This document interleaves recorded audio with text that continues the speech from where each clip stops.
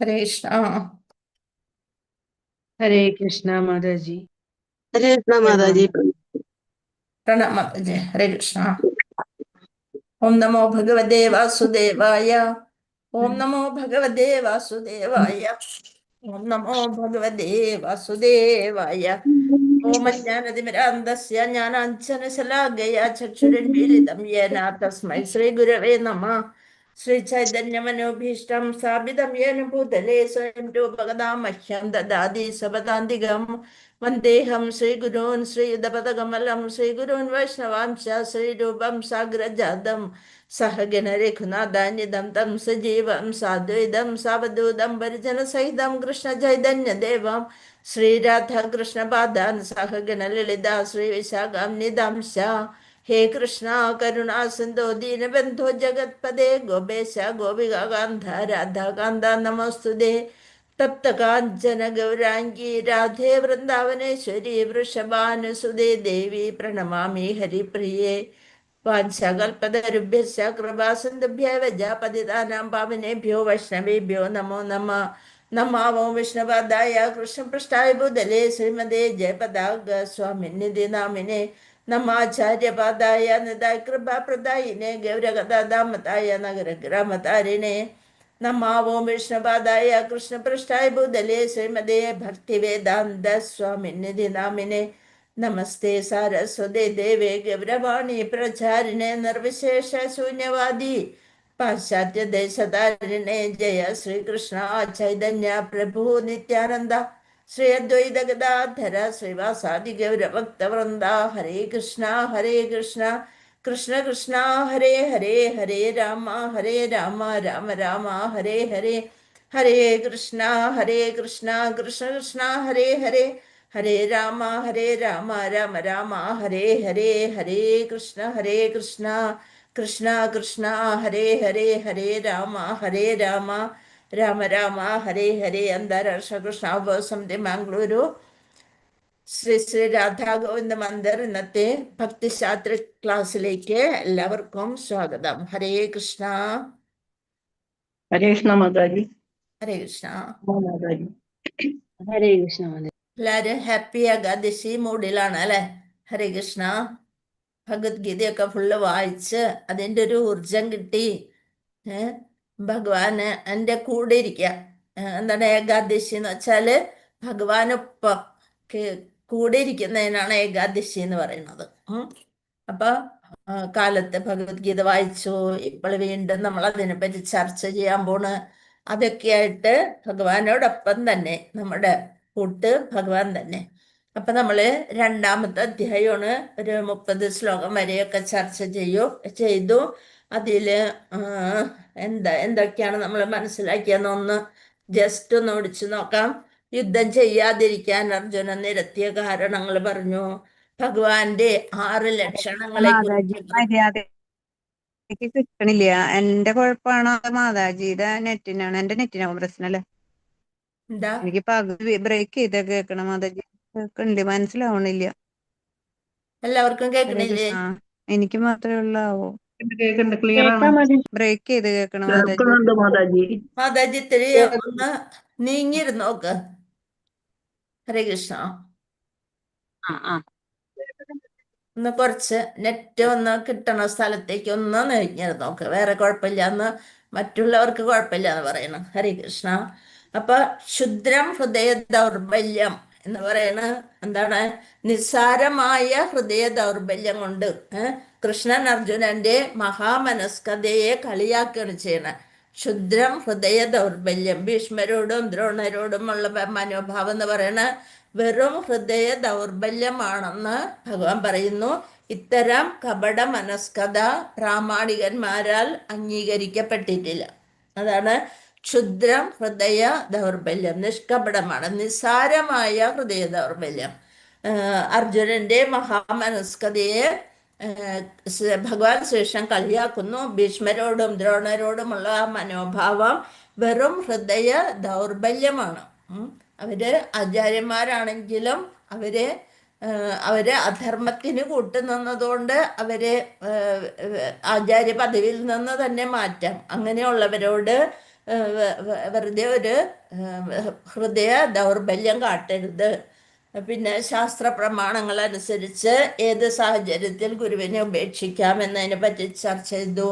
അതേപോലെ ധർമ്മ സമൂഢചേത, എന്നാല് ധർമ്മം ഏതെന്ന് സംശയിക്കുന്ന ചേതസ്, ചേതസ് എന്ന് വെച്ചാൽ ബുദ്ധി, ധർമ്മം ഏതെന്ന് സംശയിക്കുന്ന ബുദ്ധിയോടുകൂടിയവൻ, അതായത് തൻ്റെ കർത്തവ്യം നിറവേറ്റാതെ ദൗർബല്യം മൂലം ആശയക്കുഴപ്പത്താല് സ്വന്തം കടമ നിർവഹിക്കാതെ വരുന്ന അവസ്ഥ.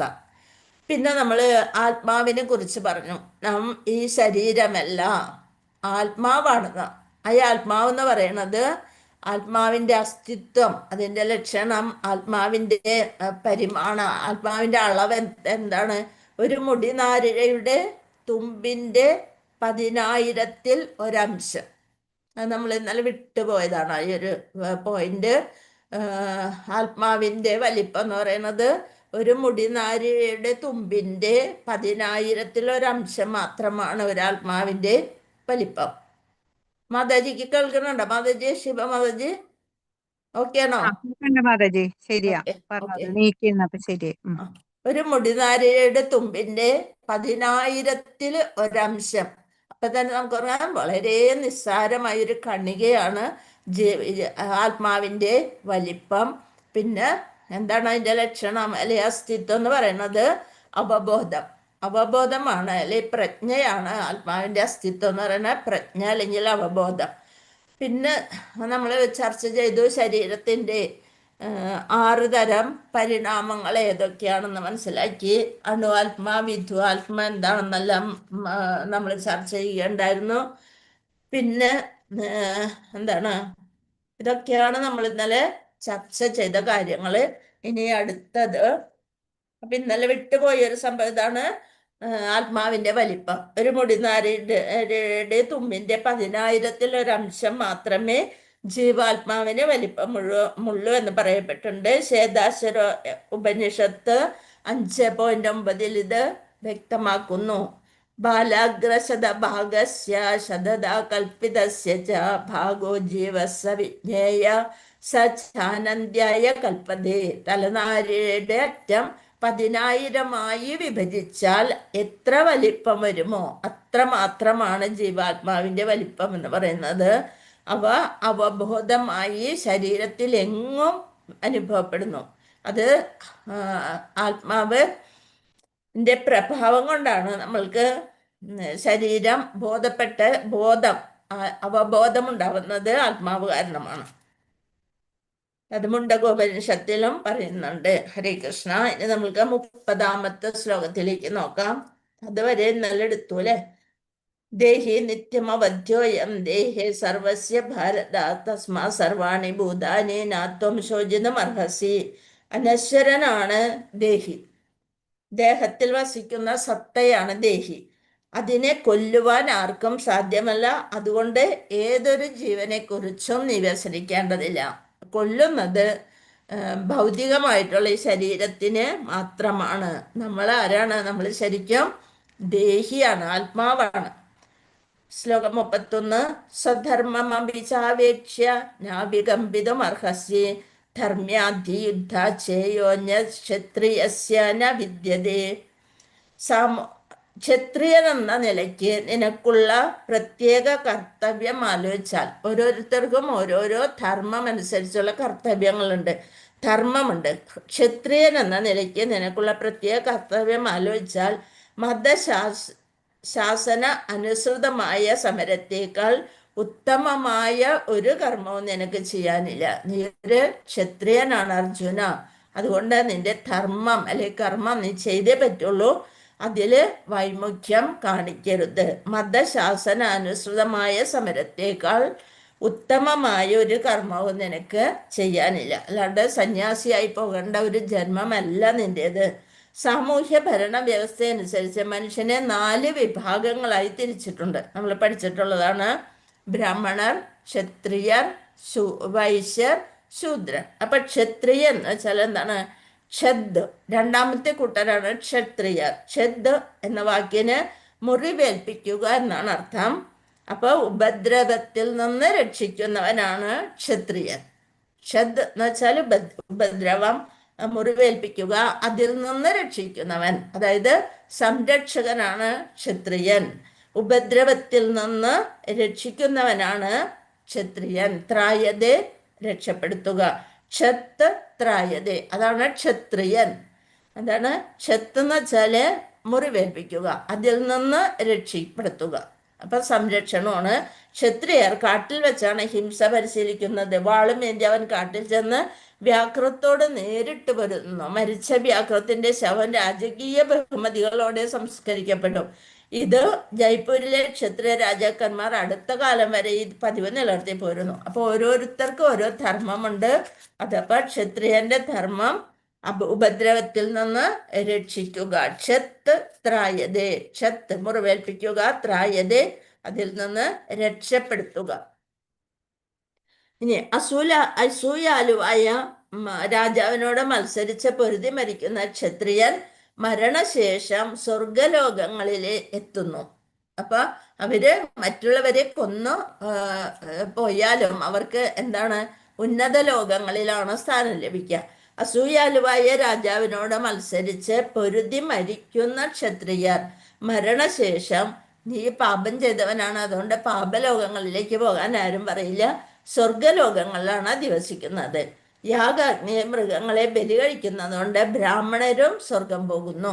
യാഗം ചെയ്ത് മൃഗങ്ങളെ ബലി കഴിക്കുന്ന ബ്രാഹ്മണർക്കും അവരുടേതായ പാപം ഏൽക്കുന്നില്ല, അവരും സ്വർഗം പോകുന്നു. അപ്പൊ മതതത്വങ്ങൾ അനുസരിച്ച് രണാങ്കണത്തിൽ വെച്ച്, രണാങ്കണം എന്ന് വെച്ചാല് യുദ്ധഭൂമിയിൽ വെച്ച് ചെയ്യുന്ന ഹിംസയും യാഗ അഗ്നിയിലെ ജന്തുബലിയും ഹിംസയായി കണക്കാക്കപ്പെടുന്നില്ല.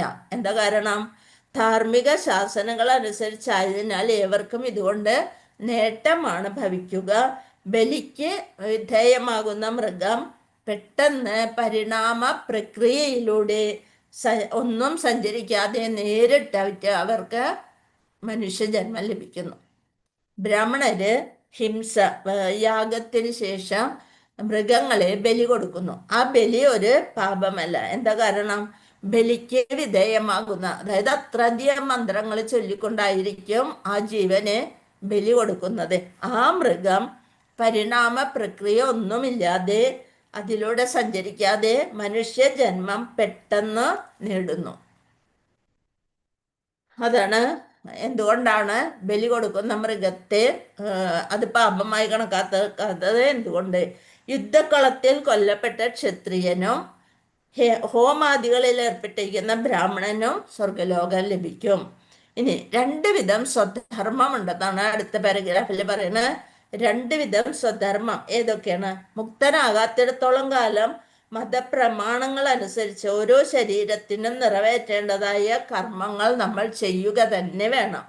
എന്താണ്? മുക്തനാകുമ്പോൾ, നമ്മൾ മുക്തി പ്രാപിച്ച് മുകളിലേക്ക് പോകുന്നതിന് മുമ്പ് മതപ്രമാണങ്ങൾ അനുസരിച്ച്, ഇതെല്ലാം വേദങ്ങളിൽ പറഞ്ഞു വെച്ചിട്ടുള്ള കാര്യങ്ങളാണ്, അതനുസരിച്ച് ഓരോ ശരീരത്തിനും നിറവേറ്റേണ്ടതായ കർമ്മങ്ങൾ ചെയ്യുക തന്നെ വേണം. എന്നാലേ മുക്തി ലഭിക്കൂ. ഒരാൾ മുക്തനാകുമ്പോൾ സ്വധർമ്മം ആത്മീയമായി തീരുന്നു.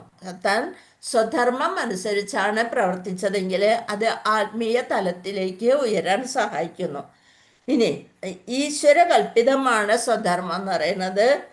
4-ാമത്തെ അധ്യായത്തിൽ ഇത് ശാരീരിക തലത്തെ സ്വധർമ്മത്തെ വർണ്ണാശ്രമ ധർമ്മം എന്ന് പറയുന്നു. നമ്മൾ ഏത് വർണ്ണ ആശ്രമത്തിലാണോ, ബ്രാഹ്മണനാണോ, ക്ഷത്രിയനാണോ, വൈശ്യരാണോ, ശൂദ്രരാണോ, ഏത് ധർമാശ്രമത്തിലാണെങ്കിലും ആ ധർമ്മത്തിനനുസരിച്ച് ചെയ്യുന്ന കർമ്മങ്ങൾ ധർമ്മത്തിനനുസരിച്ചാണെങ്കിൽ അതിന് പാപമില്ല. അതാണ് സ്വധർമ്മം എന്ന് പറയുന്നത്.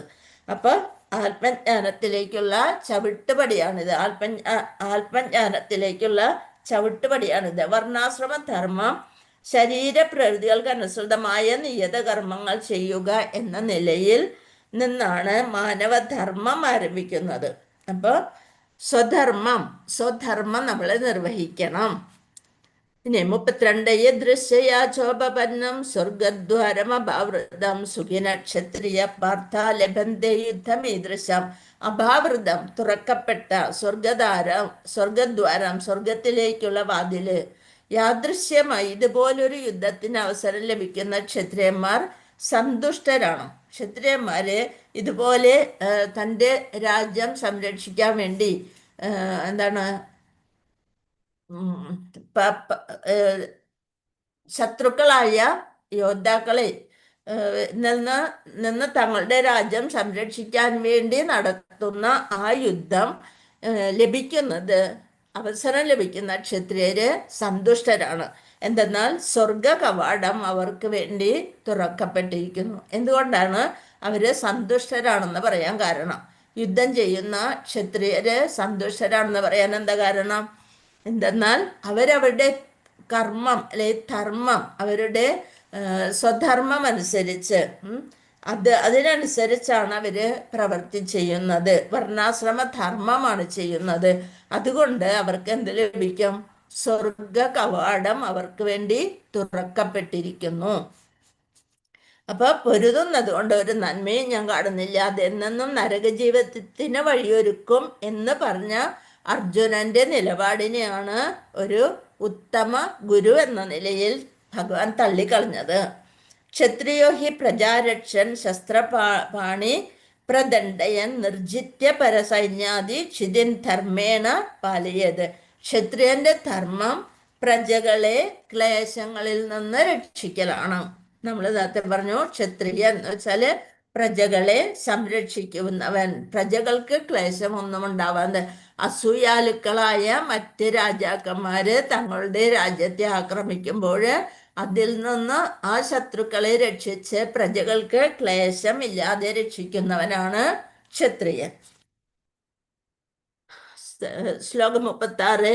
അവാച്യവാദാംശ ബഹൂൻ വദിഷ്യന്തി തവാഹിതാഃ നിന്ദന്തസ്തവ സാമർത്ഥ്യം തതോ. മാതാജി 33 ഇനി? സോറി 33. സോറി മാതാജി, സോറി, അതെ 33. അധചേത്വമിമം ധർമ്മ്യം സംഗ്രാമം ന കരിഷ്യസി തത് സ്വധർമ്മം കീർത്തിം ച ഹിത്വാ പാപം അവാപ്സ്യസി. ധാർമ്മികമായി സമരം നീ ചെയ്യുന്നില്ലെങ്കിലോ സ്വന്തം കടമ നിറവേറ്റാതിരുന്നത് കൊണ്ടോ നീ തീർച്ചയായും പാപം കയ്യേൽക്കും. അപ്പൊ വർണ്ണാശ്രമ വ്യവസ്ഥയനുസരിച്ച് സ്വധർമ്മം ചെയ്തില്ലെങ്കിൽ പാപിയായിത്തീരും. അപ്പൊ യുദ്ധവീരൻ എന്ന നിന്റെ യശസ് നീ എന്താണ്? അർജുനൻ എന്ന് വെച്ചാല് ഏറ്റവും വലിയ വില്ലാളി വീരൻ എന്നാണ് പറയുന്നത്. ആ വില്ലാളി വീരത്വം, യുദ്ധവീരൻ എന്ന നിന്റെ യശസ് നഷ്ടപ്പെടുകയും ചെയ്യുന്നു.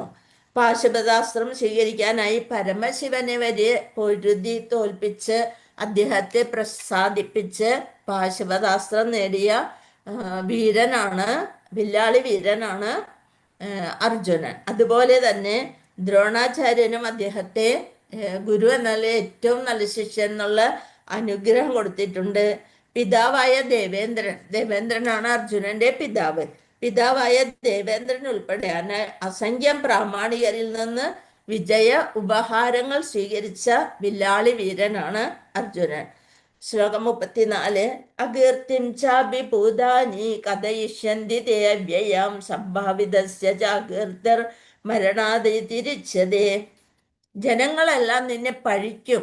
നീ ഇങ്ങനെ യുദ്ധത്തിൽ നിന്ന് പിന്മാറി സ്വന്തം കർത്തവ്യം നിർവഹിക്കാതെ പിന്മാറിയാല് ജനങ്ങൾ നിന്നെ പഴിക്കും. ഒരു മാന്യ വ്യക്തിക്ക് മരണത്തേക്കാൾ ദുസ്സഹമാണ്, ഒരു മാന്യ വ്യക്തി എന്ന് പറയുന്ന മരണത്തേക്കാൾ ദുസ്സഹമാണ് ഈ കാര്യങ്ങൾ. അതുകൊണ്ട് നീ നല്ലോണം ആലോചിച്ച് നിന്റെ കർമ്മം ചെയ്യുക. മാന്യനായ ഒരു വ്യക്തിക്ക് മരണത്തേക്കാൾ കഷ്ടമാണ് ദുഷ്കീർത്തി. 35. ഭയാദ്രണാദുഭരതം മംസ്യന്തേ ത്വം മഹാരഥാഃ യേഷാം ചാത്വം ബഹുമതോ ഭുക്ത യാസ്യസി ലാഘവം.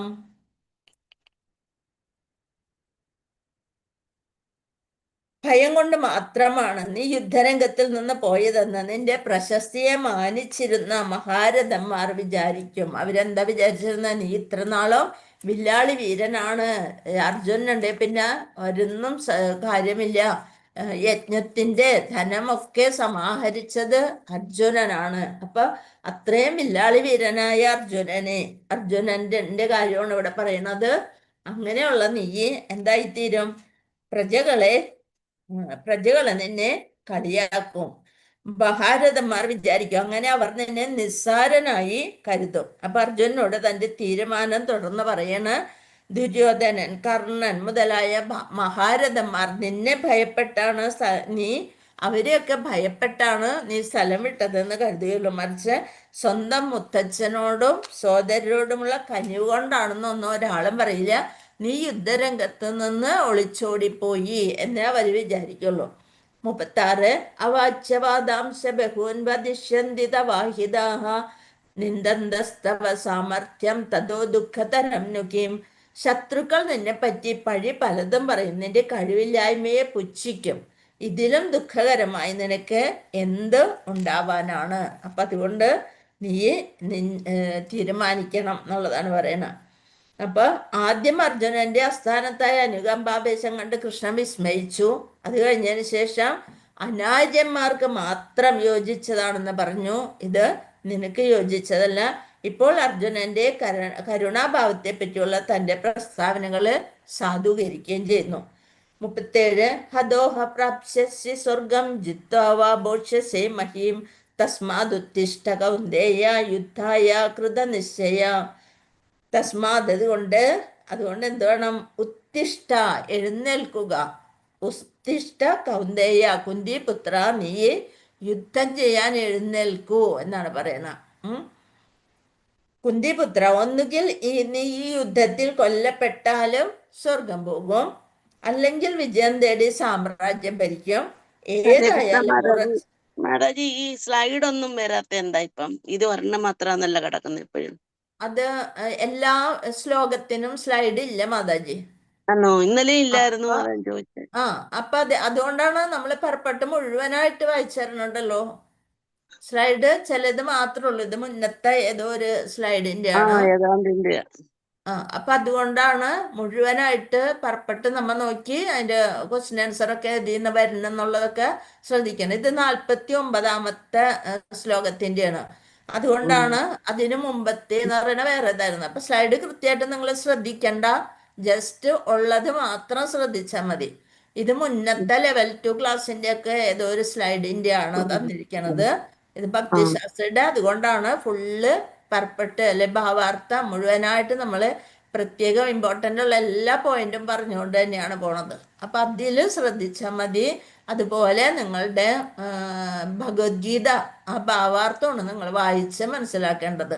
സ്ലൈഡിലുള്ളത് മാത്രം നോക്കിയിട്ട് കാര്യമില്ല. അപ്പൊ അതിനെ ശ്രദ്ധിക്കേണ്ട. അത് 49ാമത്തെ ശ്ലോകം വരുമ്പോഴേ എനിക്ക് പറയാൻ പറ്റുള്ളൂ അതിൽ എഴുതിയിട്ടുള്ളൂ. അതിന് മുമ്പത്തെ വേറെ ആയിരുന്നു. അതിന് മുമ്പത്തെ 45ാമത്തെയാണ്, അങ്ങനെയൊക്കെയാണ്. അപ്പൊ അതുകൊണ്ട് അത് ശ്രദ്ധിക്കേണ്ട മാതാജി. അതേപോലെ 41. അപ്പൊ ഇങ്ങനെ വെച്ച് നോക്കിയപ്പോൾ ഇനി 39ാമത്തെ വരുന്നുണ്ട്. അതിന് മുമ്പുള്ളത് 37, 33. അതെല്ലാം നമ്മൾ പറഞ്ഞ കാര്യങ്ങളാണ്. ധാർമ്മികമായി സമരം നീ ചെയ്യുന്നില്ലെങ്കിലോ സ്വന്തം കടമ നിറവേറ്റാതിരുന്നോണ്ട് തീർച്ചയായും പാപം കയ്യേൽക്കും. യുദ്ധവീരൻ എന്ന നിന്റെ യശസ് നഷ്ടപ്പെടുകയും ചെയ്യും. അതൊക്കെ നമ്മൾ വിവരിച്ച് പറഞ്ഞു കഴിഞ്ഞു. ഇനി 37ാമത്തേല് കുന്തിപുത്ര, ഒന്നുകിൽ നീ ഈ യുദ്ധത്തിൽ കൊല്ലപ്പെട്ട് സ്വർഗം പോകും, അല്ലെങ്കിൽ വിജയം നേടി സാമ്രാജ്യം ഭരിക്കും. അതാണ്. അപ്പൊ വിവർത്തനവും ഭാവാർത്ഥം ഒക്കെ വായിക്കുന്നുണ്ട്. അതിൽ മാത്രം ശ്രദ്ധിച്ച് നോക്കിയാൽ മതി. സ്ലൈഡ് എടുക്കുമ്പോൾ അത് മാതാജി ഇട്ട് തരും. അപ്പൊ അതൊന്ന് ജസ്റ്റ് നോക്കിക്കോളൂ കേട്ടോ. ഹരേ കൃഷ്ണ. അപ്പൊ ആസക്തി ഇല്ലാതെ യുദ്ധം ചെയ്യാൻ, സുഖദുഃഖേ സമേകൃത്വ ലാഭാലാഭൗ ജയൗ തതോ യുദ്ധായ യുജ്യസ്വ നൈവം പാപം അവാപ്സ്യസി. നീ പ്രാപിക്കില്ല, പാപത്തെ ഒന്നും നീ പ്രാപിക്കില്ല എന്ന് പറയണേ. യുദ്ധത്തിന് വേണ്ടി മാത്രം നീ യുദ്ധം ചെയ്യുക. ഫലം സന്തുഷ്ടിയോ സന്താപമോ നഷ്ടമോ ലാഭമോ ജയമോ തോൽവിയോ ഇതൊക്കെ ദ്വന്ദ്ങ്ങളാണ് അല്ലെ. ആ തോൽവി എന്നതിനെ കുറിച്ച് ഓർക്കരുത്, എന്നാൽ നിനക്ക് ഒരിക്കലും പാപമേൽക്കില്ല. അപ്പൊ ആസക്തി ഇല്ലാതെ ജ്ഞാനത്തോടു കൂടി കർമ്മം ചെയ്യൂ അതിനാണ് നൈഷ്കർമ്മ്യ കർമ്മയോഗം അഥവാ ബുദ്ധിയോഗം എന്ന് വിളിക്കുന്നത്. അതിൽ ആഗ്രഹം പ്രകടിപ്പിക്കാതെ ചെയ്യുന്ന കർമ്മം. അപ്പൊ ഫലത്തിനായി ആഗ്രഹിക്കാതെ ഒരാൾ എങ്ങനെ പ്രവർത്തിക്കും? അത് ബുദ്ധിമുട്ടാണ്. ആത്മാവിൻ്റെ ആനന്ദത്തോടുള്ള ആസക്തി. നമ്മുടെ ആത്മാവ് എപ്പോഴും ആസക്തരാണ് ഓരോന്നിൽ, അല്ലേ? ഹരേ കൃഷ്ണ. ഇനി അടുത്തത് ശ്ലോകം 39. ഏഷാ തേ വിഹിതാ സാഖ്യേ ബുദ്ധിർയോഗോത്തിമാം ശൃണു ബുദ്ധ്യാ യുക്തോ യയാ പാർത്ഥ കർമ്മ ബന്ധം പ്രഹാസ്യസി. ഇതുവരെ അപഗ്രഥനാത്മകമായ പഠനത്തിലൂടെ ആ ജ്ഞാനത്തെ പറ്റി നിനക്ക് ഞാൻ വിവരിച്ചു തന്നു. അതാണ്, ഇതുവരെ അപഗ്രഥനാത്മകമായ പഠനത്തിലൂടെ ആ ജ്ഞാനത്തെ പറ്റി നിനക്ക് ഞാൻ വിവരിച്ചു തന്നു. ഫലാസക്തി ഇല്ലാത്ത കർമ്മം ചെയ്യുന്നതിനെ പറ്റി ഇനി വിവരിക്കുന്നത് കേൾക്കൂ. ഇതേവരെ ഫലം മനസ്സിലാക്കിക്കൊണ്ട് മറ്റുള്ളവരെന്ത് ചിന്തിക്കും, അല്ലെ നിന്റെ അറിവ് അതെവിടെ പോയി, നീ എത്ര വില്ലാളി വീരനല്ലേ എന്നൊക്കെയാണ് കൊടുത്തത്. ഇനി ഫലത്തിൽ ആസക്തി ഇല്ലാതെ എങ്ങനെ കർമ്മം ചെയ്യും എന്ന കാര്യം ഞാൻ വിവരിച്ചു തരാം, കേൾക്കൂ അല്ലയോ പാർത്ഥ. ഇതറിഞ്ഞ് നീ പ്രവർത്തിച്ചാൽ കർമ്മബന്ധങ്ങളിൽ നിന്നും നിനക്ക് വിമുക്തനാകാം. ഇത് അർജുനന് വേണ്ടി മാത്രം പറയുന്നതല്ല, നമ്മള് കർമ്മബന്ധങ്ങളിൽ പെട്ട് ഇങ്ങനെ കെട്ടിപ്പിണഞ്ഞു കിടക്കുന്ന നമ്മൾക്ക് വേണ്ടി കൂടിയാണ് പറയുന്നത്. കർമ്മബന്ധങ്ങളിൽ നിന്ന് വിടുതലായിക്കൊണ്ട് നമ്മൾ ഗൃഹസ്ഥാശ്രമത്തിൽ ഇരുന്നു കൊണ്ട് എങ്ങനെ കർമ്മം ചെയ്യാം. നിരുക്തി എന്ന വൈദിക നിഘണ്ടു പ്രകാരം സാഖ്യം എന്നതിനെ വിശദമായി പ്രതിപാദിക്കുന്നത് എന്നാണ്. ആത്മാവിൻ്റെ ശരിയായ സ്വരൂപത്തെ വിവരിക്കുന്ന തത്വശാസ്ത്രമാണ് സാഖ്യം.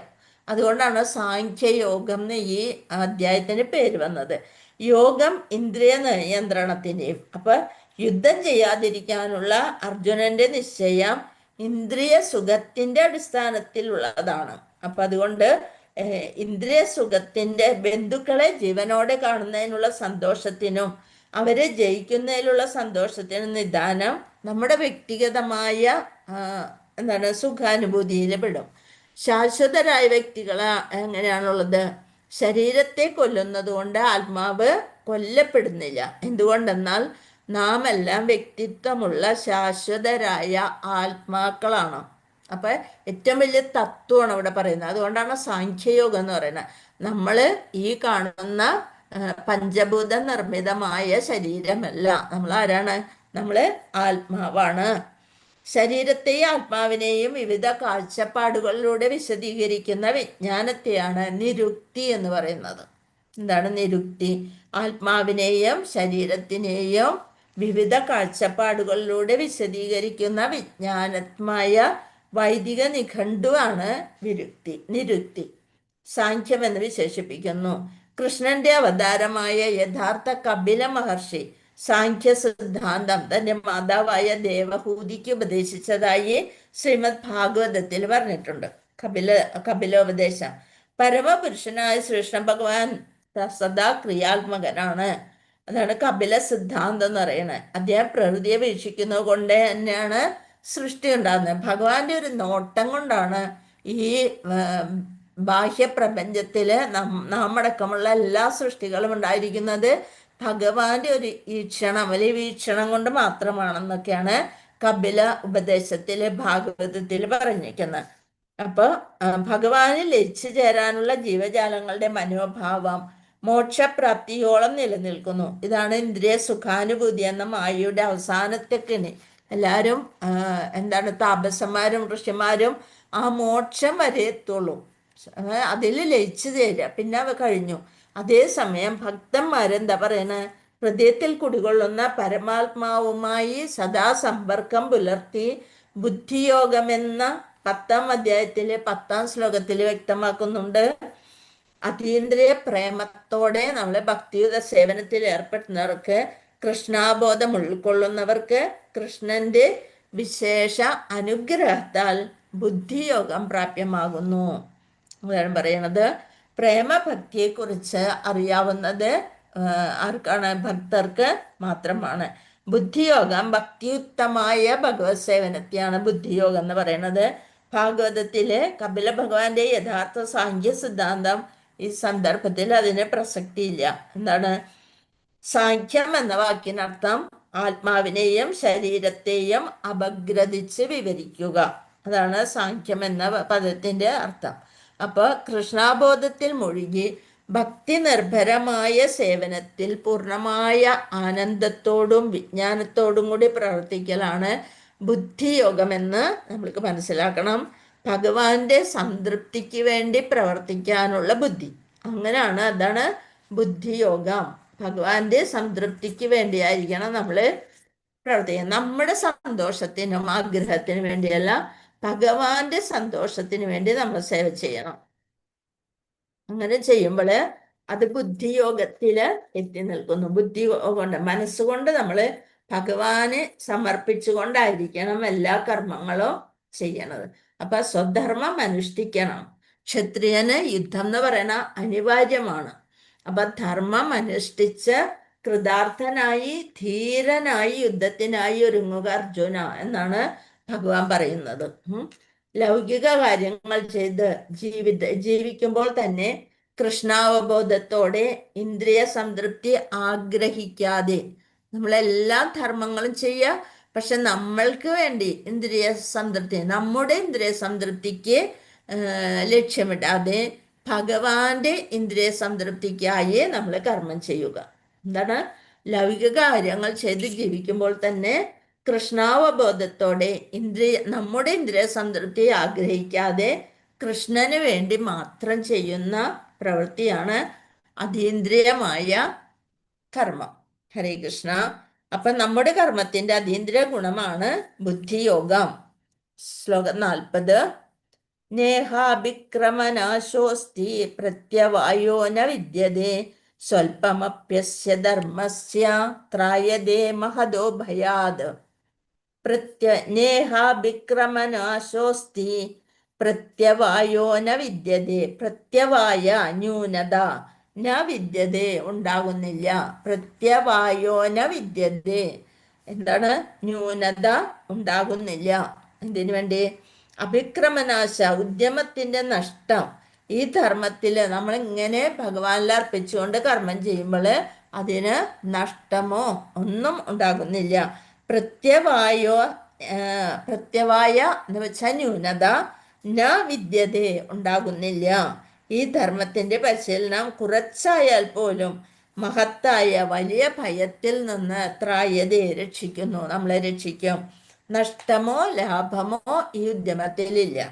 ഈ വഴിക്കുള്ള ചെറിയൊരു മുന്നേറ്റവും മഹാഭയങ്ങളിൽ നിന്നും രക്ഷ നൽകുന്നു. അപ്പൊ ഒരാള് ശ്രീല പ്രഭുപാദരോട് ചോദിച്ച്, നിങ്ങൾ ഇത്രയൊക്കെ ഓരോ സാധനങ്ങൾ വേണ്ട, അങ്ങനെ വേണ്ട, ഇങ്ങനെ വേണ്ട, ഒരു സന്തോഷം വേണ്ട എന്നൊക്കെ പറഞ്ഞ് ഇങ്ങനെയൊക്കെ ജീവിച്ചു കഴിഞ്ഞ് ഇനി അങ്ങനെ മറ്റൊരു ജന്മമില്ല എന്ന് അറിയുകയാണെന്നുണ്ടെങ്കിൽ ഇതൊക്കെ നഷ്ടമല്ലേ എന്ന് ചോദിച്ചു ഒരു ദിവസം. അപ്പോൾ ശിലപ്രഭു പറയണ, നിങ്ങൾ ഇങ്ങനെയൊക്കെ ഇതായിട്ട് ഇന്ദ്രിയ സുഖങ്ങൾക്കനുസരിച്ച് ജീവിച്ച് അവിടെ ചെല്ലുമ്പോൾ ഇങ്ങനെ ഉണ്ടെന്ന് അറിയണമെങ്കിൽ എന്താ ചെയ്യുക? അവർക്കൊന്നുമില്ലാത്ത അവസ്ഥ.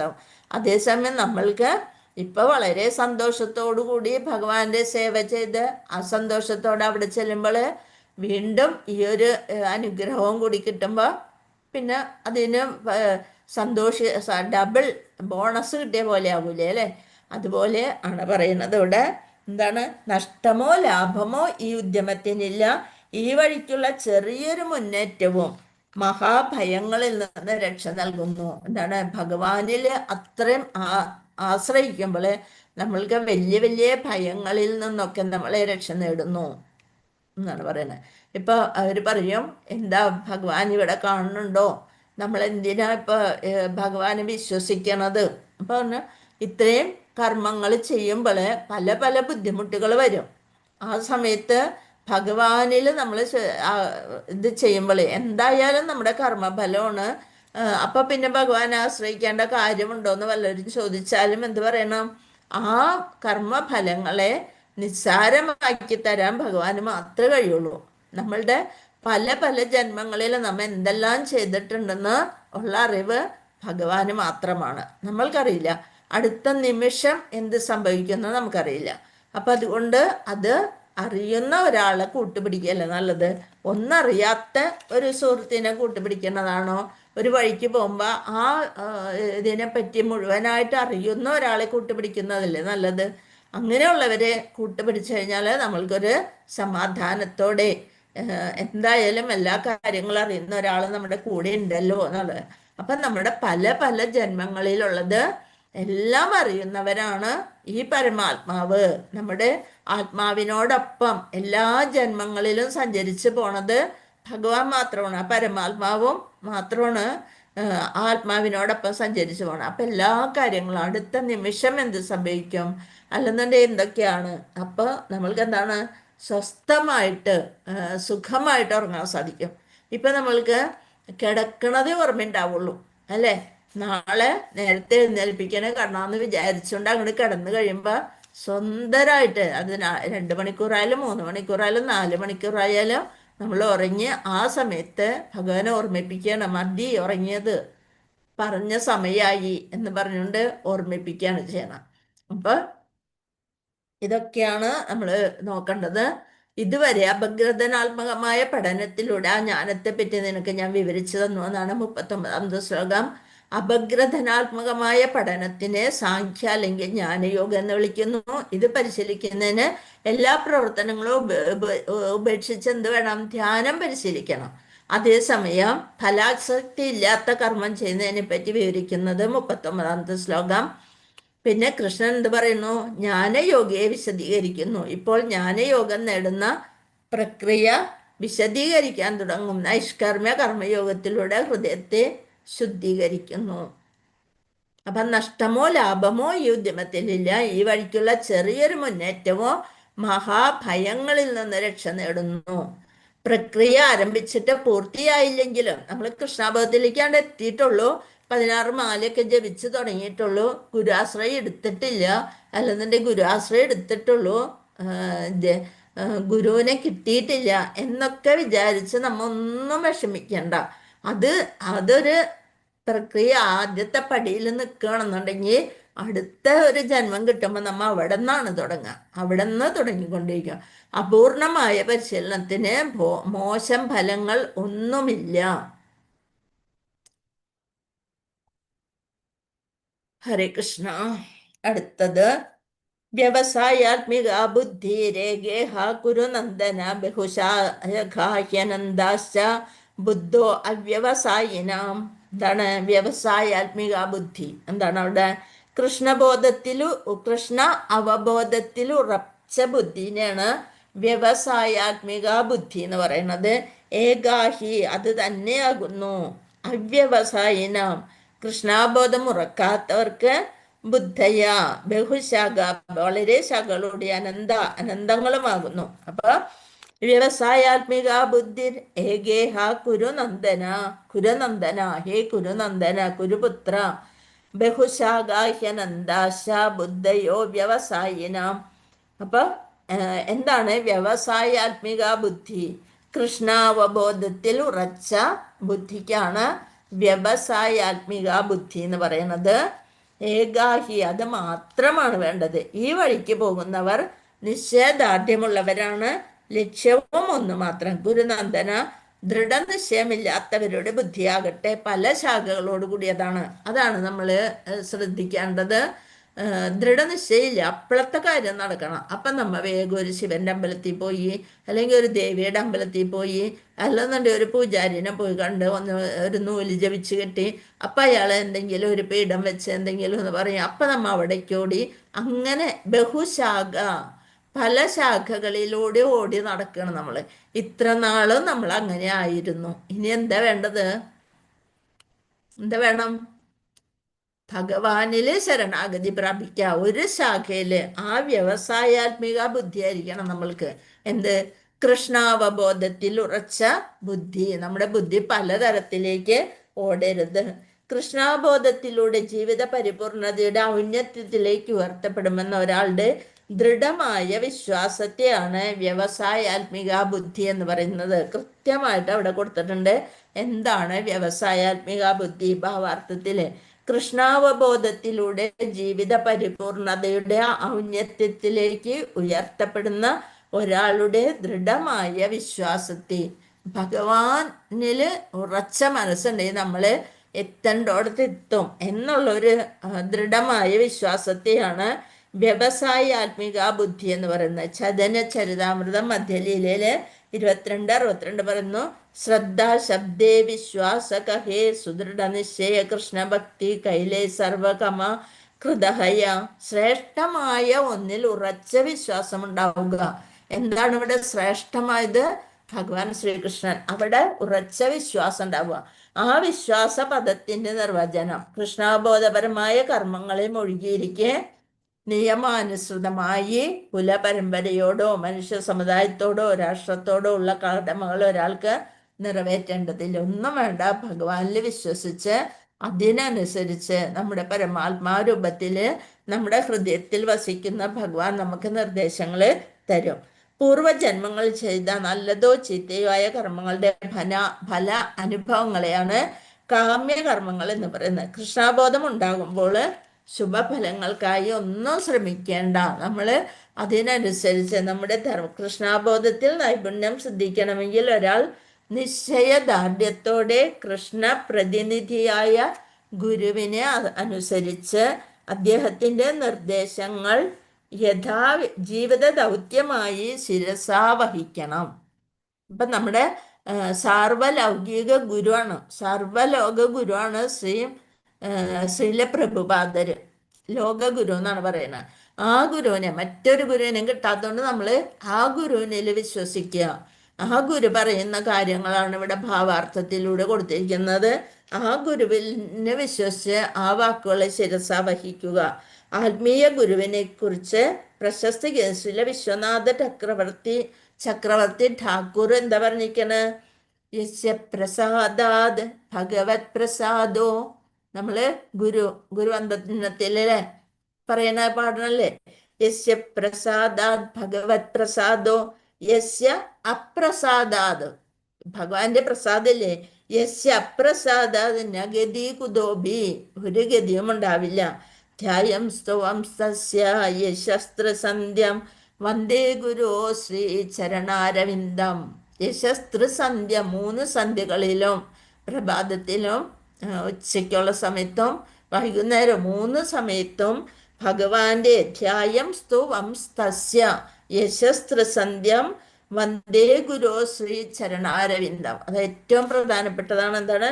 യസ്യപ്രസാദാത്. ഗുരുവിന്റെ പ്രസാദം കിട്ടിയാല് ഭഗവാന്റെ പ്രസാദം കിട്ടിയതിന് തുല്യമാണ്. ഗുരുവിന്റെ പ്രസാദം എന്ന് വെച്ചാല് ഗുരുവിന്റെ അനുഗ്രഹം നമുക്ക് കിട്ടിയാല് ഭഗവാന്റെ അനുഗ്രഹം കിട്ടിയതിന് തുല്യമാണ്. യസ്യ അപ്രസാദാത് നഗതി കുതോബി. അത് കിട്ടിയില്ലെങ്കിൽ ഭഗവാനും പ്രസാദിക്കില്ല. ഗുരുവിന്റെ അനുഗ്രഹം കിട്ടിയില്ലെങ്കിൽ ഭഗവാന് അനുഗ്രഹിക്കില്ല. ധ്യായം സ്തുവം തസ്യ യശസ്ത്രസന്ധ്യം. നമ്മള് 3 മണിക്ക് എഴുന്നേറ്റ് ഗുരുവന്ദനം ചെയ്യണതാണത്. അപ്പൊ അതിന് എന്തോ ഒരു അർത്ഥം ഉണ്ടെന്ന് ആലോചിച്ച് നോക്കാം. നമ്മ അറിയാത്തവർക്കെന്തോ ഇങ്ങൊക്കെ പിടിച്ചായിരിക്കും അത് ചൊല്ലണത്.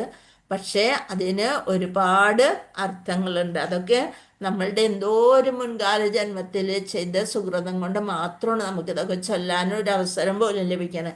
ഗുരുവിന്റെ പ്രസാദത്താൽ ഭഗവാൻ പ്രസാദിക്കുന്നു. ഗുരുപ്രസാദം ഇല്ലാത്ത പക്ഷം കൃഷ്ണാബോധ തലത്തിലേക്ക് പ്രവേശിക്കുവാൻ യാതൊരു മാർഗവുമില്ല തന്നെ. നഗതി കുതോബി. ഒരു മാർഗവുമില്ല എന്നാണ് പറയുന്നത്. അപ്പൊ അതുകൊണ്ട് ഞാൻ അദ്ദേഹത്തിന്റെ കരുണയ്ക്കായിക്കൊണ്ട് 3 നേരവും ധ്യാനിക്കുകയും പ്രാർത്ഥിക്കുകയും പദാരവിന്ദങ്ങളിൽ പ്രണമിക്കുകയും ചെയ്യുന്നു. ഹരേ കൃഷ്ണ. അപ്പൊ നിങ്ങള് ഇതൊക്കെ പറയുമ്പോൾ ശ്രദ്ധിക്കണം. ക്വസ്റ്റ്യൻ ആൻസറിന് മാത്രം ശ്രദ്ധിച്ചുകൊണ്ടിരിക്കരുത്. ഈ ഭാവാർത്ഥം നമ്മൾ പല പ്രാവശ്യം വായിച്ചതാണെങ്കിലും കൂടി ഇതൊന്നും നമ്മുടെ ഉള്ളിൽ കയറിയിട്ടുണ്ടാവില്ല. എത്ര പ്രാവശ്യം വായിച്ചാലും കയറില്ല. ഇതൊക്കെ ഇതിലുണ്ടല്ലോ എന്നുള്ളത് അപ്പോഴാണ് നമ്മൾ ഓർക്കണം, ഓ ഇത് ഗുരുവന്ദന ഇതിലുള്ളതാണല്ലോ എന്ന് വിചാരിച്ചുകൊണ്ട് അതിന്റെ ഭാവാർത്ഥം നമ്മൾ നോക്കണം. അപ്പോൾ നമ്മൾക്ക് ഭക്തിശാസ്ത്രയിലെ ഭഗവത്ഗീത ഇങ്ങനെ പഠിക്കുമ്പോൾ ആ ഒരു പരീക്ഷയ്ക്ക് മാത്രമായിട്ട് ശ്രമിക്കരുത്. നമ്മുടെ ഉള്ളിൽ പരിശുദ്ധമാക്കാനും കൂടി ഒരവസരം ലഭിക്കണം എന്നുള്ള വിചാരിച്ചുകൊണ്ടായിരിക്കണം ക്ലാസ്സിലിരിക്കേണ്ടത്. അപ്പൊ നോക്ക്, ഗുരുവിന്റെ പ്രസാദത്താൽ ഭഗവാൻ പ്രസാദിക്കുന്നു. ഗുരുപ്രസാദം ഇല്ലാത്ത പക്ഷം കൃഷ്ണാബോധ തലത്തിലേക്ക് പ്രവേശിക്കാൻ യാതൊരു മാർഗവുമില്ല. അതുകൊണ്ട് ഞാൻ അദ്ദേഹത്തിന്റെ കരുണയ്ക്കായിക്കൊണ്ട്, അപ്പൊ ഗുരുവിന്റെ കാരുണ്യം കിട്ടാനായിട്ട് എന്ത് ചെയ്യണം? 3 നേരവും ധ്യാനിക്കുകയും പ്രാർത്ഥിക്കുകയും പാതാരവിന്ദങ്ങളിൽ പ്രണമിക്കുകയും ചെയ്യുന്നു. ഇപ്പോഴും നമ്മൾ ഗുരുവിനെ കണ്ടു കഴിഞ്ഞാൽ പ്രണമിക്കണം, അല്ലെ? എന്നാൽ ഈ പ്രക്രിയ മുഴുവൻ ശരീരഭാവനയ്ക്ക് അതീതമായ ആത്മാവിനെ കുറിച്ചുള്ള പൂർണ്ണബോധത്തെ ആശ്രയിച്ചിരിക്കുന്നു. ഇപ്പൊ നമ്മ ഇവിടെ ഒരാളെ കാണുമ്പോഴും ഇപ്പൊ സത്സംഗത്തിലൊക്കെ പോകുമ്പോൾ അവരെ കാണുമ്പോൾ അപ്പം നമ്മൾ ഗുരുവിനെ ആയാലും അല്ലെങ്കിൽ മാതാജിമാരെ എല്ലാം അങ്ങോട്ടും ഇങ്ങോട്ടും കുമ്പിടും. ആരെയാണ്? ആ ശരീരത്തെ അല്ല നമ്മൾ കുമ്പിടുന്നത്. നമ്മൾ ഓ എന്നെ കണ്ടപ്പോഴത്തേനും കുമ്പിട്ടല്ലോ എന്ന് വിചാരിക്കും. പക്ഷെ നമ്മൾക്കല്ല അത് കിട്ടണത്. ആർക്കാണ്? നമ്മുടെ ഉള്ളിലിരിക്കുന്ന പരമപുരുഷനായ അതിനാണ്, ആ പരമാത്മാവിനെയാണ് കുമ്പിടുന്നത്. അപ്പൊ ഒരിക്കലും നമ്മൾ അയ്യോ എന്നെ കണ്ടിട്ട് കുമ്പിട്ടില്ലല്ലോ എന്ന് വിചാരിച്ചും വിഷമിക്കേണ്ട, എന്നെ കണ്ട് കുമ്പിട്ടല്ലോ എന്ന് അഹങ്കരിക്കാൻ വേണ്ട. എന്താ വേണ്ടത്? ഇത് എൻ്റെ അകത്തിരിക്കുന്ന ആ പരമാത്മാവിനായിട്ടുള്ള പ്രണാമമാണ്, അല്ലാണ്ട് നമ്മൾക്ക് വേണ്ടിയുള്ളതല്ല. അപ്പൊ അതുകൊണ്ട് രണ്ട് തരത്തിലും നമ്മൾ അഹങ്കരിക്കാൻ വേണ്ട, വിഷമിക്കാൻ വേണ്ട. അതാർക്ക് വേണ്ടിയിട്ടാണ്? എല്ലാവരുടെ ഉള്ളിലും ഇരിക്കുന്ന പരമാത്മാവിനെ, ആ പരമാത്മ ചൈതന്യത്തെയാണ് നമ്മൾ കുമ്പിടേണ്ടത്. ഹരേ കൃഷ്ണ. അപ്പൊ ഇന്ദ്രിയ സംതൃപ്തിയുള്ള പ്രശ്നമേ ഉദ്ഭവിക്കുന്നില്ല. തികച്ചും മനസ്സുറപ്പില്ലാത്ത ഒരാൾ പലവിധം കാമ്യകർമ്മങ്ങളെ വഴിതെറ്റിപ്പോന്നു. ശ്ലോകം 42.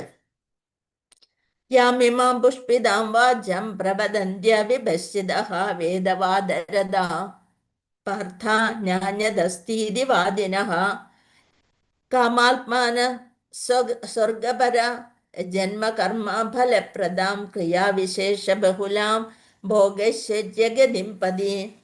സ്വർഗലോകപ്രാപ്തി, ധന്യമായ പുനർജന്മം, പ്രഭാവം എന്നിവയ്ക്ക് വേണ്ടി വിവിധ കർമ്മങ്ങൾ ഫലകാംക്ഷയോടെ ചെയ്യാൻ നിർദ്ദേശിക്കുന്ന വേദസൂക്തങ്ങളാൽ അല്പബുദ്ധികൾ അത്യന്തം ആസക്തരാകുന്നു. നമ്മളെ വേദങ്ങളൊക്കെ പണ്ട് നമ്മൾക്കിത് മാത്രമേ ഉണ്ടാവുള്ളൂ.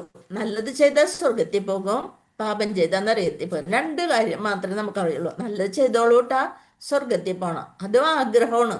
സ്വർഗത്തിൽ പോയാൽ അവിടെ അമൃത് കിട്ടും, വയസ്സാവില്ല, സന്തോഷമായിട്ട് കുറേ ഗോപികന്മാരായിട്ട് സന്തോഷിക്കാം, ഗോപന്മാരായിട്ട് ഡാൻസ് കളിച്ച് നടക്കാം. എല്ലാതും ഒന്നും അടുക്കളയിൽ പോകേണ്ട കാര്യമില്ല, എല്ലാതും അവിടെ റെഡിമെയ്ഡായിട്ട് എല്ലാ പ്രസാദവും ഭക്ഷിക്കാൻ സാധിക്കും. ഒന്നുമില്ല, സന്തോഷം മാത്രം. അങ്ങനെയാണ് നമ്മൾ സ്വർഗത്തിന് വിചാരിച്ചു വെച്ചിരുന്നത്. നരകത്തിൽ പോയാൽ നമ്മളെ ചൂടുള്ള എണ്ണയിലിട്ട് പൊരിക്കും, അങ്ങനെയൊക്കെയുള്ള കുറേ പേടിപ്പെടുത്തുന്ന ഓർമ്മകൾ അതും ഉണ്ടായിരുന്നു. പക്ഷെ ഇവിടെ ആ വിധ കർമ്മങ്ങൾ ഫലകാംക്ഷയോടെ ചെയ്യാൻ നിർദ്ദേശിക്കുന്ന വേദസൂക്തങ്ങളാൽ അല്പബുദ്ധികൾ അത്യന്തം ആസക്തരാകുന്നു. ഇന്ദ്രിയ സുഖപൂർത്തിയെയും ഐശ്വര്യ ജീവിതത്തെയും ആഗ്രഹിക്കുന്ന അവർ അവയേക്കാൾ ഉത്കൃഷ്ടമായി ഒന്നുമില്ലെന്ന് വാദിക്കുന്നു. വേദങ്ങൾ കാണാപ്പാടെ എങ്ങനെ പഠിച്ചിട്ട് അതാണ് ഏറ്റവും ഉത്കൃഷ്ടമെന്ന് അവർ വാദിക്കുന്നു. അപ്പോൾ അതുകൊണ്ട് അത് അറിവില്ലായ്മയാണ്. വേദങ്ങളുടെ കർമ്മകാണ്ഡങ്ങളിൽ നിർദ്ദേശിക്കപ്പെടുന്ന ഫലേച്ഛാപൂർവങ്ങളായ കർമ്മങ്ങളാൽ അവർ അത്രയും ആസക്തരാണോ. എല്ലാത്തിലും ഇന്നത് ഇപ്പം എന്താണ്, ഓരോ ഭഗവാന്റെ സ്തുതികൾ ഇതൊക്കെ വായിച്ചു കഴിഞ്ഞാൽ ഇന്ന ഫലം കിട്ടും, ലളിത സഹസ്രനാമം ചൊല്ലിയാൽ അവസാനം വരെ ചൊല്ലിക്കഴിഞ്ഞാൽ ഇന്ന ഫലം നമ്മൾ കിട്ടും. അങ്ങനെയൊക്കെ പറഞ്ഞുകൊണ്ടാണ് നമ്മൾ ഓരോ ഇതുകളും പഠിച്ചിരുന്നത്. പക്ഷെ അതെല്ലാം ഓരോ ചവിട്ടുപടികൾ മാത്രമാണ്, നമ്മളെ ഭഗവാനിലേക്ക് എത്തിക്കാനുള്ള ഓരോ ചവിട്ടുപടികളായിരുന്നു അതൊക്കെ.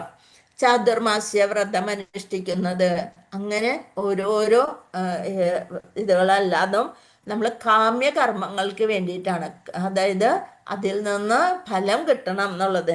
സ്വർഗത്തില് നന്ദവനം എന്നൊരു തോട്ടമുണ്ട്, സുന്ദരികളായ ദേവാംഗനകളുണ്ട്, അവിടെ പോയി സോമരസം ആസ്വദിക്കുക, അങ്ങനെയുള്ള ചിന്തകളായിരുന്നു. തീർച്ചയായും ഇന്ദ്രിയബദ്ധമാണ് അത്തരം ശാരീരിക ആനന്ദം.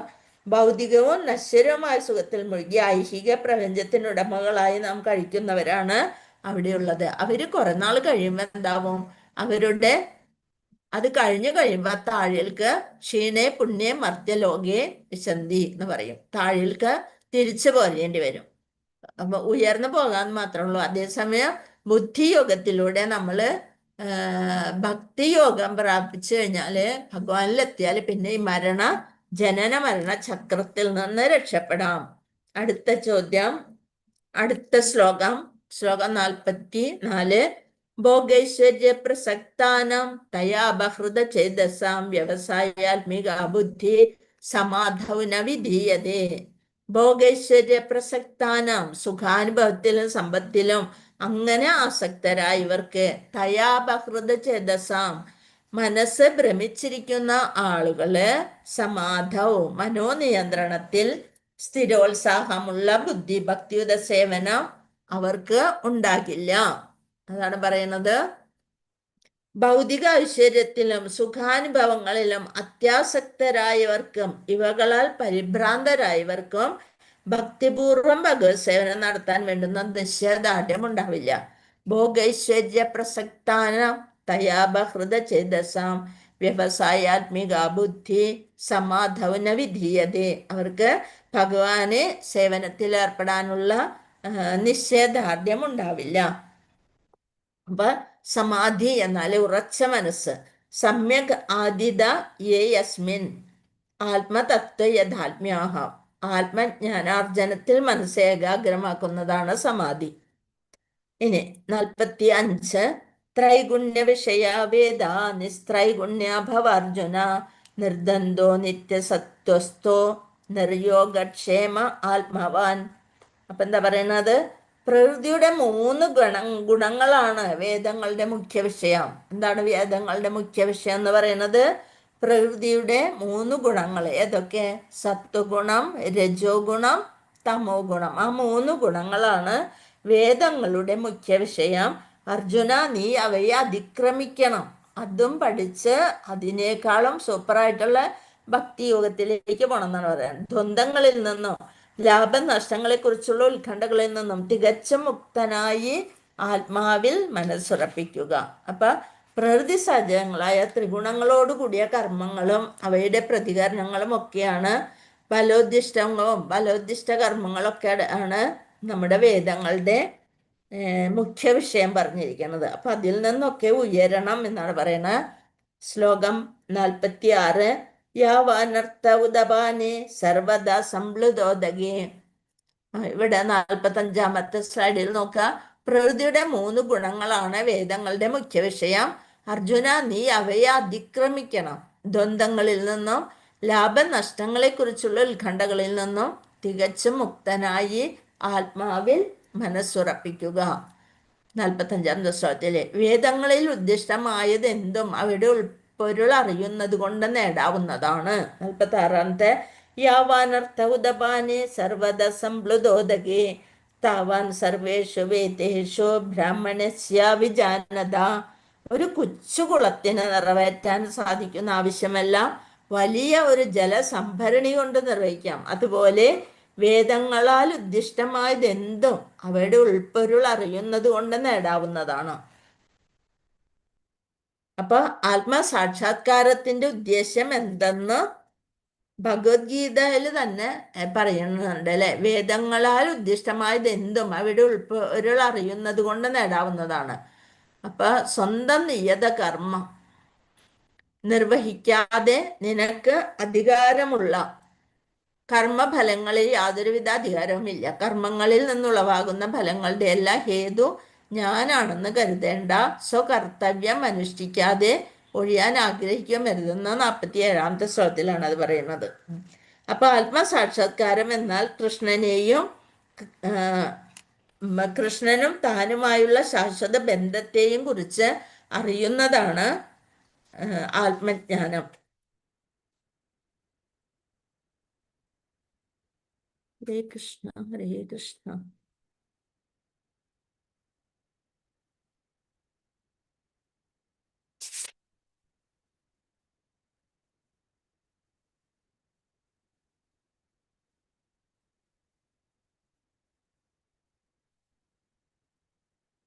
ഹരേ കൃഷ്ണ. അപ്പൊ എന്താണ് പറയണത്? ഭഗവത്ഗീത 15:15 15 എന്താണ്? സർവസ്യ ചാഹം ഹൃദി സന്നിവിഷ്ടോ മത്ത സ്മൃതിർജ്ഞാനം അബോഹനം ച വേദൈശ്ച സർവൈരഹമേവ വേദ്യോ വേദാന്ത കൃത്വേദ വിദേവ ചാഹം. സർവജീവികളുടെയും ഹൃദയത്തില് ഞാൻ വാഴുന്നു. സ്മരണയും ജ്ഞാനവും മറവിയും എന്നിൽ നിന്നാണ് ഉളവാകുന്നത്. എല്ലാ വേദങ്ങളിലൂടെയും അറിയേണ്ടത് എന്നെ തന്നെ. വേദാന്തം ഉണ്ടാക്കിയതോ വേദങ്ങളെ അറിയുന്നതും ഞാനാണ്. അതാണ് പറയുന്നത്. അതാണ് ഇവിടെ കൊടുത്തിരിക്കുന്നത് ഭഗവത്ഗീത 15:15. അപ്പൊ ആത്മസാക്ഷാത്കാരം എന്ന കൃഷ്ണനും താനുമായുള്ള നമ്മളും കൃഷ്ണനുമായുള്ള ശാശ്വത ബന്ധത്തെയും കുറിച്ച് അറിയുന്നതാണ്. അപ്പൊ എന്ത് വേണം? നമ്മള് ഭഗവാന്റെ ആ തിരുനാമം ജപിക്കുന്നവൻ ചണ്ടാല കുലത്തിൽ പിറന്നതാണെങ്കിൽ കൂടി ആത്മസാക്ഷാത്കാരത്തിന്റെ അത്യുന്നത നിലയിലെത്തിയിരിക്കുന്നു. അപ്പൊ എല്ലാ തീർത്ഥ സ്ഥലങ്ങളിലും സ്നാനം കഴിച്ച ശേഷം പലതവണ വൈദിക സാഹിത്യങ്ങൾ വായിക്കുകയും വേദനിർദ്ദിഷ്ടങ്ങളായ സകല തപോയജ്ഞകർമ്മങ്ങൾ അനുഷ്ഠിക്കുകയും ചെയ്തിട്ടുണ്ടാവണം. അയാൾ ആര്യന്മാരിൽ ഉത്തമനായി കരുതപ്പെടും. പിന്നെന്താ പറയണേ? ഭഗവാന്റെ തിരുനാമം ഉരുവിടുന്നത് കൊണ്ട് വൈദിക സംസ്കാരത്തിന്റെ പരമ ഉദ്ദേശം നിറവേറ്റപ്പെടും. എങ്ങനെയാണ് വൈദിക സംസ്കാരത്തിന്റെ പരമ ഉദ്ദേശം നിറവേറ്റപ്പെടുന്നത്? ഭഗവാന്റെ തിരുനാമം ഉരുവിടുന്നത് കൊണ്ട്. അപ്പൊ എന്ത് വേണം? പതിതാത്മാക്കൾക്കെല്ലാം വിമോചിതനായ ആരാണ് വന്ന് പറഞ്ഞത്? ചൈതന്യ മഹാപ്രഭു ഉപദേശിച്ചതാണ്. ഹരിനാമ സങ്കീർത്തനത്തിലൂടെ നമ്മൾക്ക് പരിശുദ്ധി നേടാം. ഭഗവാന്റെ തിരുനാമം ഉരുവിടുന്നത് കൊണ്ട് തന്നെ വൈദിക സംസ്കാരത്തിന്റെ പരമ ഉദ്ദേശം നിറവേറ്റപ്പെടുമെന്ന് ചൈതന്യ മഹാപ്രഭു ചൈതന്യ ചരിതാമൃതത്തില് പറഞ്ഞിരിക്കുന്നു. അപ്പൊ ഒരു വിശിഷ്ട വേദപണ്ഡിതനായ പ്രകാശാനന്ദ സരസ്വതി ചൈതന്യ മഹാപ്രഭുവിനോട് ചോദിച്ചു, എന്താണ് അങ്ങ് ഭഗവത് നാമം പാടിക്കൊണ്ട് എന്തിനാണ് ഇങ്ങനെ നടക്കുന്നത്? അപ്പൊ കൊടുത്ത മറുപടി എന്താണ്? എൻ്റെ ഗുരുവിന് ഞാനൊരു പരമവിഡ്ഢിയാണെന്ന് മനസ്സിലായി. അതുകൊണ്ട് കൃഷ്ണ ഭഗവാന്റെ നാമം ഉരുവിട്ടുകൊള്ളാൻ ഉപദേശിച്ചു. ഗുരു എന്ത് പറഞ്ഞാലും അത് ചെയ്യണമല്ലോ. അപ്പൊ അതുകൊണ്ട് ഞാനൊരു വിഡ്ഢിയാണെന്ന് എൻ്റെ ഗുരുവിന് മനസ്സിലായി. ഇപ്പൊ പറഞ്ഞ് നീ വേറൊന്നും ചെയ്യണ്ട, ഭഗവാന്റെ തിരുനാമം ഉരുവിട്ടുകൊണ്ട് നടന്നുകൊള്ളാനായിട്ട് പറഞ്ഞു. അപ്പൊ അങ്ങനെ ചെയ്ത് ഞാനൊരു ഭ്രാന്തനെ പോലെ വികാരാവിഷ്ടനായി. ഇത് ഭഗവാൻ തന്നെയാണ് പറഞ്ഞത്. ചൈതന്യ മഹാപ്രഭു കലികാലത്തിൽ വന്ന് നമ്മെ ഉദ്ബോധതാക്കിയതാണ്. ഭഗവാന്റെ നാമമാണ് ഏറ്റവും കലിയുഗ യജ്ഞം തന്നെ നാമജപമാണ്. ഈ കലിയുഗത്തിൽ ജനങ്ങൾ പ്രായണ മൂഢന്മാരാണ്. അതുകൊണ്ട് വേദാന്തം മനസ്സിലാക്കാൻ വേണ്ട ജ്ഞാനമൊന്നും അവർക്കില്ല, വിദ്യാഭ്യാസവും ഇല്ല. വൈദ്യജ്ഞാനത്തിന്റെ ഉച്ചകോടി എന്ന് പറയുന്നതാണ് വേദാന്തം. അത് മനസ്സിലാക്കാനുള്ള ബോധമൊന്നും മൂഢന്മാരായിട്ടുള്ള കലിയുഗ ജനങ്ങൾക്കില്ല. അപ്പോൾ ഭഗവാന്റെ നാമജപത്തിൽ പരമാനന്ദം കൊള്ളുന്നവനാണ് ഉത്തമനായ വേദാന്തി. അതാണ് വൈദിക രഹസ്യത്തിന്റെ അന്തിമ ലക്ഷ്യം. ഹരേ കൃഷ്ണ. ഇനി 47 നമ്മൾക്ക് പഠിക്കാനുള്ളതാണെന്ന് തോന്നണം അല്ലെ? കാണാതെ. ഹരേ കൃഷ്ണ. കർമ്മണ്യേവാധികാരസ്തേ മാ ഫലേഷു കഥാചന മാ കർമ്മ ഫലഹേതുർഭുർ മാ തേ സംഗോസ്ത്വ കർമ്മണി. ഉണ്ട് അത് കാണാതെ? ഇല്ല മാതാജി, ഇല്ല മാതാജി. 44 അല്ലേ? 44 അല്ലെ? 40 ഉണ്ടല്ലേ? 44. ഭോഗൈശ്വര്യ പ്രസക്താനാം ദയാബഹൃത് ചേതസാം വ്യവസായാത്മ നമ്മൾ നന്നായിട്ട് വിവരിച്ചതാണ്. കർമ്മണ്യേവാധികാരസ്. ഇത് എപ്പോഴും നമ്മൾ സീരിയലും ഇതൊക്കെ കണ്ടിട്ട് എപ്പോഴും നമ്മുടെ മനസ്സിൽ വരണ ഒരു ശ്ലോകമാണ് അല്ലെ? കർമ്മണ്യേവാധികാരസ്തേ മാ ഫലേഷു കഥാചന. ഞങ്ങൾക്ക് ഭക്തിശാസ്ത്രം എഴുതിയപ്പോൾ ഇതെല്ലാം കുറേ ശ്ലോകം ഉണ്ടായിരുന്നു കാണാതെ. അതിലുള്ളതാണത്. അതുകൊണ്ടാണ് ഇവിടെ ബൈ ഹാർട്ടെന്ന് എഴുതി വെച്ചിട്ടുണ്ട്. ഞങ്ങൾക്കുണ്ടായിരുന്നതാണ്. കർമ്മണ്യേവാധികാരസ്തേ മാ ഫലേഷു കഥാചന മാ കർമ്മ ഫലഹേതുർഭുർമാതോ സംഗോസ്ത കർമ്മണി. സ്വന്തം നിയതകർമ്മം നിർവഹിക്കാനേ നിനക്ക് അധികാരമുള്ളൂ. മറ്റൊരാളെ നന്നാക്കാനായിട്ടൊന്നും പോകാൻ നോക്കണ്ട. നിന്റെ നിയതകർമ്മം നീ അനുസരിക്കുക. കർമ്മഫലങ്ങളുടെ യാതൊരുവിധ അധികാരവുമില്ല. കർമ്മത്തിൽ നിന്നുളവാകുന്ന ഫലങ്ങളുടെ ഹേതു താനാണെന്ന് കരുതേ വേണ്ട. സ്വകർത്തവ്യം അനുഷ്ഠിക്കാതെ ഒഴിയാനായിട്ട് ആഗ്രഹിക്കുകയും വരുത്. നമ്മൾ നമ്മുടെ കർത്തവ്യം നിർവഹിച്ചുകൊണ്ട് ചെയ്യണം. 3 തരം കർമ്മങ്ങളുണ്ട്. എന്തൊക്കെയാണ്? ദൈനംദിന കർമ്മം, നൈമിത്തിക കർമ്മം, സ്വേച്ഛാപ്രകാരം ചെയ്യുന്ന കർമ്മം. ദൈനംദിന കർമ്മം, നൈമിത്തിക കർമ്മം, സ്വേച്ഛാപ്രകാരം ചെയ്യുന്ന കർമ്മം. ഇതെല്ലാം ധർമ്മ ഗ്രന്ഥങ്ങൾക്കനുസൃതമായി നമ്മുടെ കർമ്മങ്ങളെ തിരിച്ചിട്ടുള്ളതാണ്. അത് മുക്തിമാർഗത്തിലാണ് എത്തിക്കുക. അപ്പൊ ഫലത്തിൽ ആസക്തി ഇല്ലാതെ ആസക്തി എപ്പോഴും ബന്ധന ഹേതുവാണ്. നമ്മളെ വീണ്ടും വീണ്ടും വീണ്ടും ഇവിടെ ബന്ധിപ്പിക്കാൻ ഉതകുന്നതാണ് കാമ്യകർമ്മങ്ങൾ.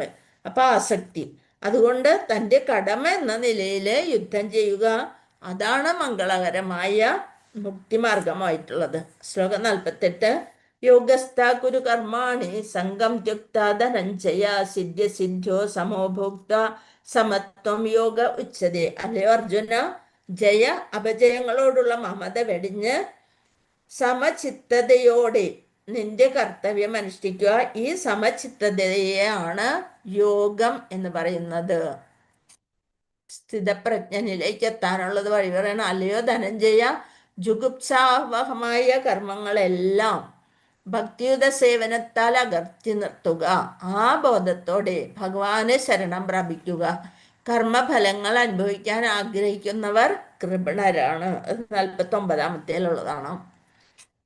അപ്പൊ എന്താണ്? സദാ അസ്വസ്ഥങ്ങളായിരിക്കുന്ന ഇന്ദ്രിയങ്ങളെ നിയന്ത്രിക്കുക വഴി മനസ്സിനെ പരമോന്നതനിൽ ഏകാഗ്രീകരിക്കലാണ് യോഗം. എന്താണ് യോഗം എന്നുള്ളതാണ്. സദാ അസ്വസ്ഥങ്ങളായിരിക്കുന്ന ഇന്ദ്രിയങ്ങൾ, നമ്മളോട് പറയും യോഗം അല്ലെ ധ്യാനത്തിലിരിക്കുക. എല്ലാ ഇന്ദ്രിയങ്ങളെയും ആമ തൻ്റെ ഇന്ദ്രിയങ്ങളെയൊക്കെ ഉള്ളിലേക്ക് വലിച്ചിരിക്കുന്നത് പോലെ നമ്മുടെ ഇന്ദ്രിയങ്ങളെയൊക്കെ ഉള്ളിലേക്ക് വലിച്ചുകൊണ്ട് ഇന്ദ്രിയങ്ങളെ നിയന്ത്രിക്കുക. അപ്പൊ മനസ്സിനെ പരമോന്നതനിൽ, ആരാണ് പരമോന്നതൻ? പരമോന്നതനിൽ, ഒരു മിനിറ്റ്, ഭഗവാൻ ശ്രീകൃഷ്ണൻ. ഹരേ കൃഷ്ണ.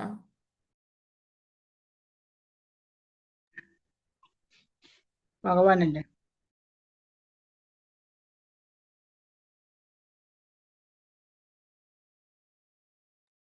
ഓക്കെ, എന്ത് ചെയ്യണം? സദാ അസ്വസ്ഥങ്ങളായിരിക്കുന്ന ഇന്ദ്രിയങ്ങളെ നിയന്ത്രിക്കുക വഴി മനസ്സിനെ പരമോന്നതനിൽ, പരമാത്മാവായ ഭഗവാനിൽ ഏകാഗ്രീകരിക്കലാണ് യോഗം.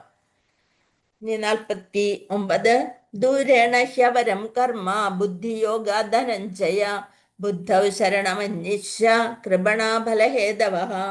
അല്ലയോ ധനഞ്ജയ, ജുഗുപ്സാവഹമായ കർമ്മങ്ങളെല്ലാം ഭക്തിയുത സേവനത്താൽ അകറ്റി നിർത്തുക. ആ ബോധത്തോടെ ഭഗവാനെ ശരണം പ്രാപിക്കുക. കർമ്മഫലങ്ങൾ നമുക്ക് ആഗ്രഹിക്കാൻ കർമ്മഫലങ്ങളെ അനുഭവിക്കാൻ ആഗ്രഹിക്കുന്നവരെയാണ് കൃപണർ എന്ന് പറയുന്നത്. അങ്ങനെയുള്ളവര് കൃപണരാണ്. ചെയ്യുന്ന കർമ്മങ്ങളുടെ ഫലങ്ങൾ എനിക്ക് കിട്ടിയേ വരും. ഞാൻ ഇത്രയൊക്കെ ചെയ്തില്ലേ, അപ്പൊ എനിക്ക് എന്താ ഇതൊന്നും കിട്ടാത്തെ എന്ന് വിചാരിച്ചുകൊണ്ട് ഞാൻ നേരം വിളിക്കുമ്പോൾ തന്നെ ഇത്രയും നാമം ചൊല്ലി, എന്നിട്ട് എനിക്ക് എന്താ കൃഷ്ണ എന്ന് പറഞ്ഞ് നമ്മളെപ്പോഴും നമ്മുടെ ഉള്ളിലെന്ന് വെച്ചാൽ കംപ്ലൈന്റ് ബോക്സ് ആണ് അല്ലെ. കംപ്ലൈന്റ് ഇങ്ങനെ കുത്തി നിറച്ച് വെച്ചിരിക്കുകയാണ്. അതങ്ങനെ ചോദിച്ചുകൊണ്ടിരിക്കും. അമ്പലത്തിൽ ചെന്നാലോ കുറേ ലിസ്റ്റ് ഉണ്ടാവും, ഇതെല്ലാം കിട്ടണം, നമ്മൾ ഇന്നൊക്കെ ചെയ്തിട്ടുണ്ട്, അപ്പം ഇതെല്ലാം കിട്ടിയേ മതിയാവും എന്നുള്ളൊരു മട്ടിയിലാണ് നമ്മൾ എല്ലാ ഭഗവാന്റെ അടുത്തും ദേവിമാരുടെ അടുത്തും ഒക്കെ പോണത്. നമ്മൾ പെർഫെക്റ്റ് ആണ്. അതിപ്പോൾ നമ്മൾ വീട്ടിലായാലും അങ്ങനെ തന്നെയാണ് അല്ലേ. എന്തും നമ്മൾ മാത്രമേ ശരിയുള്ളൂ എന്നുള്ളൊരു മട്ടിയിലാണ്. അതല്ല വേണ്ടത്, അതൊക്കെ കണ്ട് വിട്ടുകൊടുക്കുക. അപ്പോൾ അല്ലയോ ധനഞ്ജയ, ജുഗുപ്സാവഹമായ കർമ്മങ്ങളെല്ലാം ഭക്തിയുത സേവനത്താൽ അകറ്റി നിർത്തുക. ആ ബോധത്തോടെ ഭഗവാനെ ശരണം പ്രാപിക്കുക. കർമ്മഫലങ്ങൾ അനുഭവിക്കാൻ ആഗ്രഹിക്കുന്നവര് കൃപണരാണ്. നമ്മൾ എന്ത് മനോഭാവമായിരിക്കണം? നിത്യദാസന്മാരാണ്, ഭഗവാന്റെ നിത്യദാസരാണ് നമ്മള്. അങ്ങനെയുള്ള അതീന്ദ്രിയവും ഭക്തിപൂർണവുമായ ഭഗവത് സേവനത്താണ് നമ്മൾ ചെയ്യേണ്ടത്. അപ്പൊ കൃഷ്ണാബോധത്തോടെ കൃഷ്ണന്റെ സംതൃപ്തി, വീണ്ടും പറയണ ഭാവാർത്ഥത്തില് കൃഷ്ണന്റെ സംതൃപ്തി ആയിരിക്കണം, അല്ലാണ്ട് നമ്മുടെ സംതൃപ്തി അല്ല ആയിരിക്കേണ്ടത്. കൃഷ്ണന്റെ സംതൃപ്തി ഉദ്ദേശിച്ചുകൊണ്ടായിരിക്കണം. ഇപ്പൊ നമ്മള് ഭഗവാന് ഇന്ന് എന്ത് ഉണ്ടാക്കും, അങ്ങനെ ആയിരിക്കണം നമ്മുടെ ചിന്ത. അയ്യോ ഇന്ന് ഞാൻ എന്തുണ്ടാക്കി കഴിക്കാം, അല്ലെങ്കിൽ ഇന്ന് എന്ത് ബ്രേക്ക്ഫാസ്റ്റ് എന്തുണ്ടാക്കണം, അങ്ങനെയല്ല ചിന്ത വേണ്ടത്. ഇന്ന് ഭഗവാന് എന്തുണ്ടാക്കി കൊടുക്കും, അങ്ങനെ ഒരു ചിന്തയോടുകൂടി അത് സമർപ്പിച്ചിട്ട് അതിൽ നിന്ന് നമ്മൾ പ്രസാദം സ്വീകരിക്കാം. അങ്ങനെ ഒരു ചിന്ത നമ്മൾക്ക് വരണം. അപ്പോൾ സർവശക്തികളും ഉപയോഗിക്കുന്നവർക്ക് ജീവിത വിജയം തീർച്ചയായും കൈവരും. പിശുക്കന്മാരെ പോലെ നിർഭാഗ്യശാലികൾ തങ്ങളുടെ മാനവ ശക്തി കൃഷ്ണ സേവനത്തിനായി വിനിയോഗിക്കുന്നില്ല. അടുത്ത ശ്ലോകം കൂടി നോക്കാം. 50. ബുദ്ധിയുക്തോ ജഹാദീഹ ഉഭേ സുഹൃത ദുഷ്കൃതേ തസ്മാത് യോഗായ യുജ്യസ്വ യോഗ കർമ്മസു കൗശല.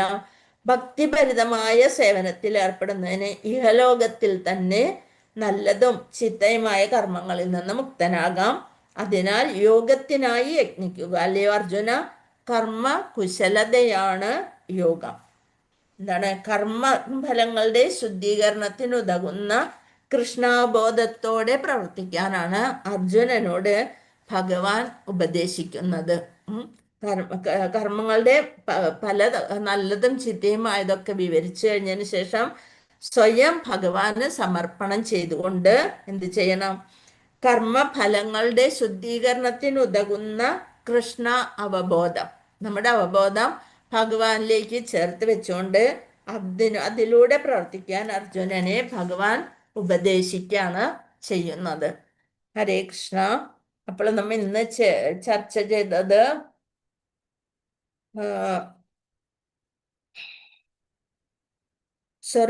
സ്വർഗദ്വാരം അപാവൃതം. അതിന്റെ അർത്ഥം എന്ന് വെച്ചാല് സ്വർഗത്തിലേക്കുള്ള കവാടം അപ്പൊ നമ്മൾക്ക് തുറക്കപ്പെടും എന്ന്.